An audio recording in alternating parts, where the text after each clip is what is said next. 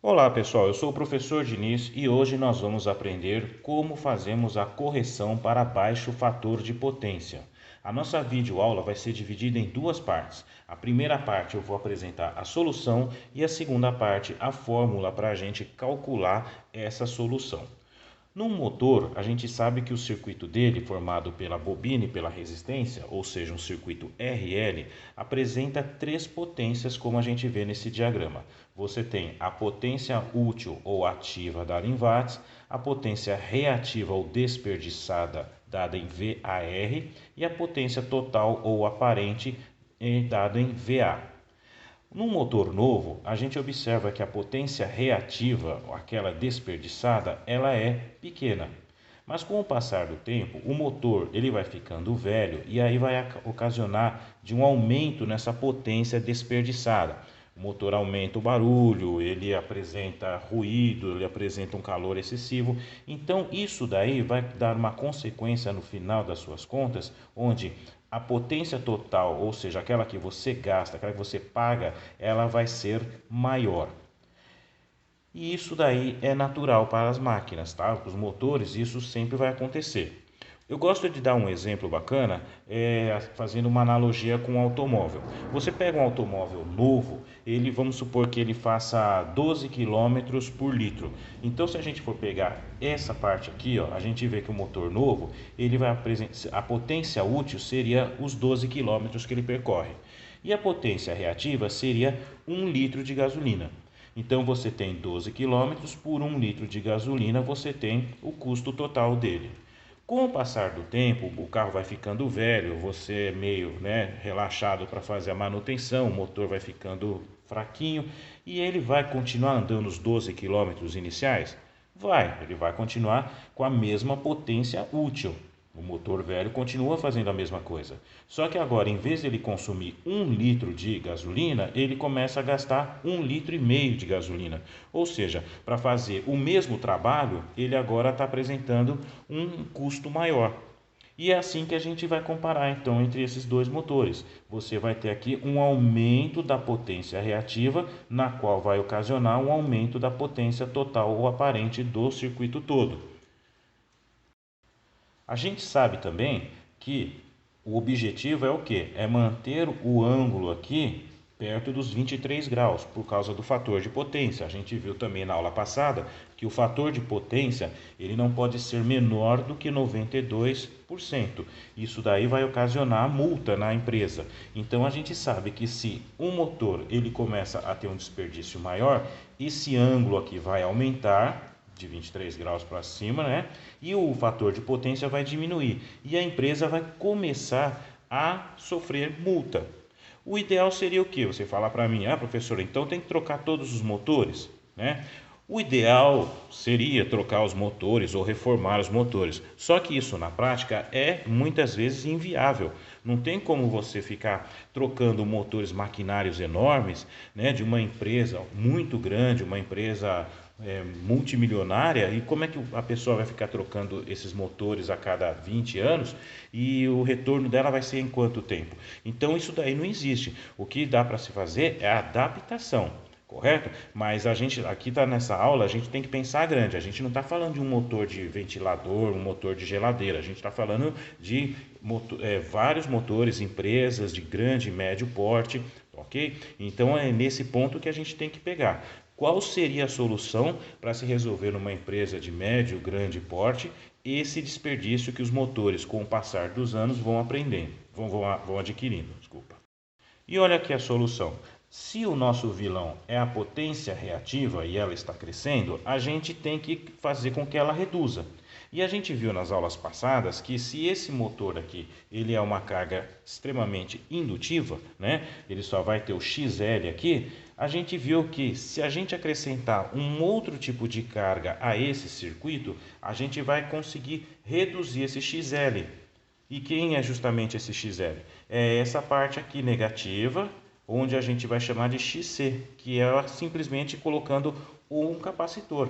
Então é isso mesmo, você vai introduzir nesse circuito aí um capacitor que ele vai ter a sua potência reativa negativa, e aí você vai fazer com que haja essa redução que a máquina antes está apresentando.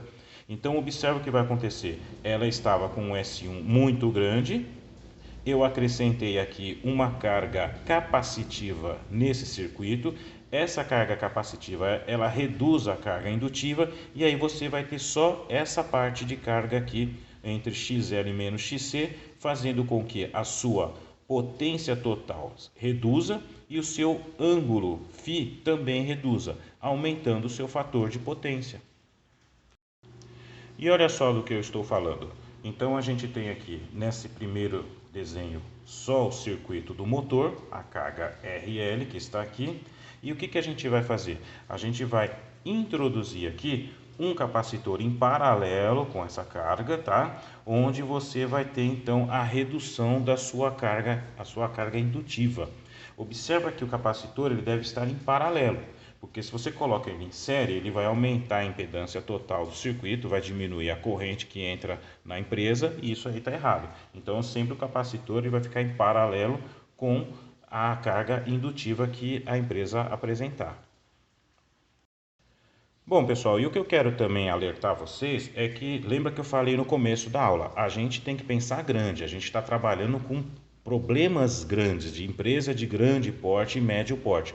Então, quando a gente for introduzir um capacitor nesse circuito para diminuir, né, o ângulo ou aumentar o fator de potência, você não pense que vai usar esse tipo de capacitor. Não é assim, vou calcular esse capacitor, vou lá na Santa Efigênia, compro esse capacitor, instalo na empresa e está todo mundo feliz. Não é nada disso, tá? Uma coisa é uma coisa. Esse capacitor aqui não tem nada a ver com o que a gente está falando. Os capacitores com que a gente vai trabalhar são capacitores especiais, muitas vezes chamado de banco de capacitores. O que são esses bancos de capacitores? Esses capacitores são feitos por empresas especializadas. A empresa que apresenta um baixo fator de potência passa os dados para essa outra empresa que fabrica esse banco de capacitores, explica a situação dela, cada caso é um caso, aí essa empresa vai trabalhar esse problema e fabricar um capacitor ou banco de capacitores especiais nessa parte, entendeu? Então, tudo isso daí gera através de um grande complexo, né? Não é assim chegar e falar, eu calculei de um capacitor de 1000 microfarad, eu instalo lá em paralelo e está tudo resolvido. Não é nada disso. O que a gente está falando aqui é assim, uma empresa grande apresentou problema de baixo fator de potência. Eles relatam o problema para a empresa que fabrica isso daí, eles vão construir, vão fazer a instalação e aí sim resolve-se o problema de baixo fator de potência, tá? Então, no caso aqui, ó, eu tenho algumas fotos aqui, ilustrações, né, que você pode ver. Por exemplo, esse sim é um capacitor especial, mas assim seria para uma máquina só de 50 amperes, por exemplo, no máximo, né? É um capacitor assim que você até pode comprar ele no mercado aí da vida. Agora, outros casos em que a carga é bem maior, então você já tem aqui, ó, o caso da cabine primária, onde você tem os bancos de capacitores aqui, ó, previamente calculados e instalados por essas empresas que assim o fazem, e você tem também a cabine primária, secundária aqui também, ó, outros, né, capacitores aqui, ó, você observa nessa cabine primária aqui, que ela também foi toda feita para resolver o problema de uma empresa de médio porte, para se resolver o problema de fator de potência. E olha só essa daqui, pensando maior ainda, você tem aqui, ó, nas estações, subestações aí das concessionárias de luz, né? Todos aqui o pessoal olha assim que não sabe falar, só são transformadores. Não, a gente tem aqui no meio também capacitores. São banco de capacitores para resolver o alto fator de o baixo fator de potência, né? Que você a própria Eletropaulo da vida antiga aí apresentava, né? Agora concessionárias de luz. Então você tem aqui nos próprios postes também, né? Você tem aqui os capacitores todos instalados e aqui, ó, numa subestação, tá certo? Que tem aí perto no seu bairro, onde você tem os capacitores para resolver o fator de potência. Sendo assim, pessoal, existem três tipos de banco de capacitores. Você tem o banco de capacitor fixo, ou seja, a pouca variação de energia. Ele é recomendado para a correção de cargas constantes. Então, onde você tem uma área que não haja muita variação de liga e desliga de motores, etc., então você pode ter um banco de capacitores sempre com a mesma carga, né, já pré-feito, então ele é, no caso aí, fixo, não varia muito a oscilação, então você pode ter esse tipo de capacitor. Agora, existe o capacitor programável ou semiautomático. O que ele faz? Ele atua em condições pré-definidas. Então pode ser em eventos que a pessoa vai fazer, uma feira, né, alguma coisa assim, ou períodos, de acordo com a necessidade específica da correção do fator de potência. Ou seja, eles ligam no horário indutivo e desligam no período capacitivo. O que significa isso? Significa assim que durante o dia os motores, as máquinas, elas começam a trabalhar, começam a operar, então você tem o horário indutivo. Nessa hora, esse banco de capacitor programável, ele fica pronto para ser ligado nesse tempo. E aí chega a noite que as máquinas são desligadas, ele também é desligado. E você tem o automático, que são os mais caros, né? Porque ele realiza uma compensação automática por meio de monitoramento de sinais de tensão e corrente, ligando e desligando módulos capacitivos de acordo com a necessidade do fator de potência desejada. Então são aquelas grandes empresas onde uma hora o setor X vai ser ligado, então ele começa a atuar imediatamente. Aí quando esse setor X é desligado e começa a atuar um outro, tem um outro tipo de compensação de fator de potência, então ele vai atuar só uma área de fatores de capacitores que vão atuar. Então esses três são os capacitores que a gente vê no mercado: o fixo, o programável e o automático.